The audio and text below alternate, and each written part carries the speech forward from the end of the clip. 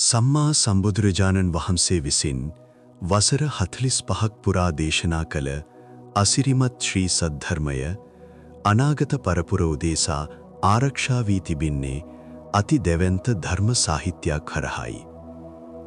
බොහෝ දෙනෙක් ත්‍රිපිටකය ගැන දැන සිටියත් ධර්මය නිවැරදිව තේරුම් ගැනීමට උපකාර වන අටුවා සහ ටීකා ගැන එතරම් දැනුමක් නැහැ.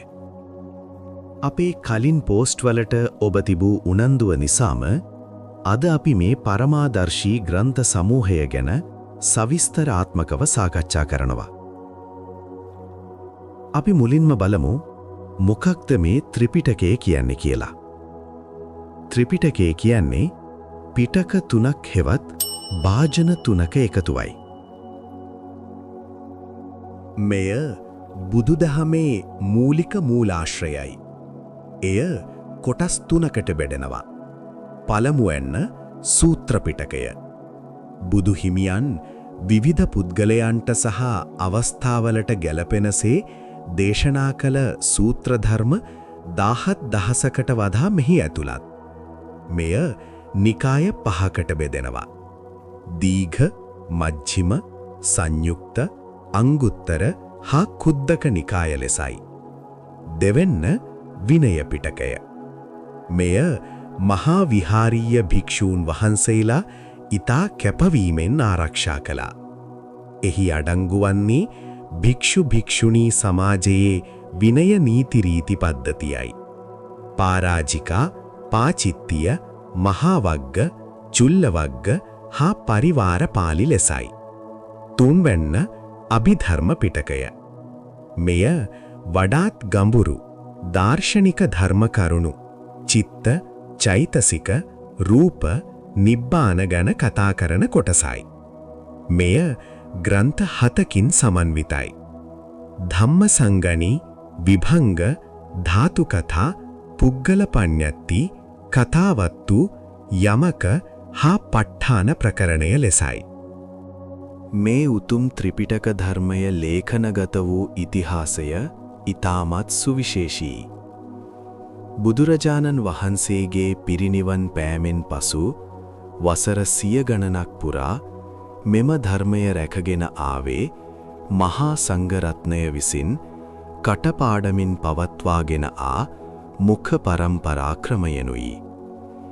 කෙසේ වෙතත් ක්‍රිස්තු පූර්ව පළමු වන සියවසේදී ලක්දිව වලගම්බා රජුගේ පාලන සමයේ ඇති වූ බැමිණිතියා සාය වැනි දරුණු දුර්භික්ෂ සහ ආක්‍රමණ නිසා ධර්මය කටපාඩමින් රැක ගැනීම විශාල අභියෝගයක් වුණා.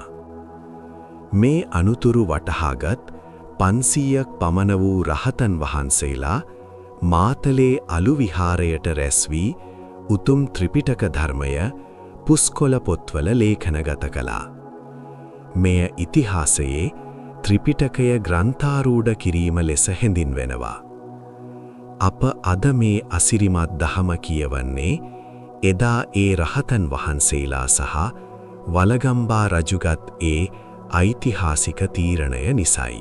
ත්‍රිපිටකයේ එන ගැඹුරු සහ කෙටි දේශනා වඩාත් පැහැදිලිව විස්තර කිරීම සඳහා අටුවා හෙවත් අර්ථකථන ලියවුණා. ආරම්භයේදී සැරියුත් මහ රහතන් වහන්සේ වැනි මහා ශ්‍රාවකයන් වහන්සේලා විසින් මුල්ම අටුවා දේශනා කරනු ලැබුවා. පසුකාලීනව මහින්දාගමනයත් සමග ලංකාවට පැමිණි අටුවා ධර්මය හෙළබසින් සිංහලෙන් ලේඛනගත විය. මෙය හෙළ අටුවා ලෙස හැඳින්වෙනවා. පස්වන සියවසේදී ඉන්දියාවේ සිට ලංකාවට පැමිණි බුද්ධඝෝෂ මහා හිමියන් වැනි මහා ප්‍රඥාවන්තයන් විසින් මෙම හෙළ අටුවා නැවත පාලි භාෂාවට පරිවර්තනය කළා. ඒ මගින් මුළු බෞද්ධ ලෝකයටම ධර්මය තේරුම් ගැනීමට මඟ පෑදුනා. උදාහරණයක් ලෙස විනය පිටකය සඳහා සමන්තපාසාදිකාව, දීඝ නිකාය සඳහා සුමංගල විලාසිනිය, මජ්ක්‍ධිම නිකාය සඳහා පපංච සූදනිය සහ අංගුත්තර නිකාය සඳහා මනෝරථ පූරණිය වැනි අටුවා ප්‍රසිද්ධයි. අටුවාවලිනුත් විස්තර කළාට පස්සේ ඇතැම් ගැඹුරු කරුණු තවදුරටත් පැහැදිලි කිරීමට ලියවුණු ග්‍රන්ථ සමූහය තමයි ටීකා. ටීකා කියන්නේ ටිකා කුඩා යන අර්ථයයි. අටුවාවල ඇති ඇතැම් ගැඹුරු වචන සහ සංකල්ප තවදුරටත් ලිහා දීම මෙමගින් සිදුවෙනවා. උදාහරණයක් ලෙස ත්‍රිපිටකයට විසුද්ධි මග්ගය වැනි ප්‍රධාන අටුවාවක් තියෙනවා නම් ඒ අටුවාව තවත් පැහැදිලි කිරීමට මහා ටීකාව වැනි ටීකා ලියවී තිබෙනවා. මෙය ධර්මයේ අර්ථය විකෘති නොවි නිවැරදිව ආරක්ෂා කිරීමට ඉවහල් වෙනවා. මේ අනුව ත්‍රිපිටකය කියන්නේ ශ්‍රී සද්ධර්මයේ මූලික පදනමයි. අටුවා කියන්නේ ඒ පදනම තේරුම් ගන්නා මාර්ගයයි. ටීකා කියන්නේ ඒ මාර්ගය තවදුරටත් පැහැදිලි කර දෙන ආලෝකයයි. ධර්මය විකෘති නොවි නිවැරදිව තේරුම් ගැනීමටත් සැබෑ ධර්ම අවබෝධයක් ලබා ගැනීමටත් මෙම ග්‍රන්ථ සාහිත්‍ය අපට මහෝපකාරී වෙනවා. ඔබේ ධර්ම ඥානය වර්ධනය කර ගැනීමටත් මතු පරපුර උදෙසා ධර්මය ආරක්ෂා කිරීමටත් මෙම කරුණු ඔබට උපකාරී වේවා. සිත පිරිසිදු කරගන්නා මෙවැනි උතුම් දහම් කරුණු ශ්‍රවණය කිරීමට අපේ කල්යාණ මිත්‍රයා චැනලය සබ්ස්ක්‍රයිබ් කර අප හා එක්වන්න.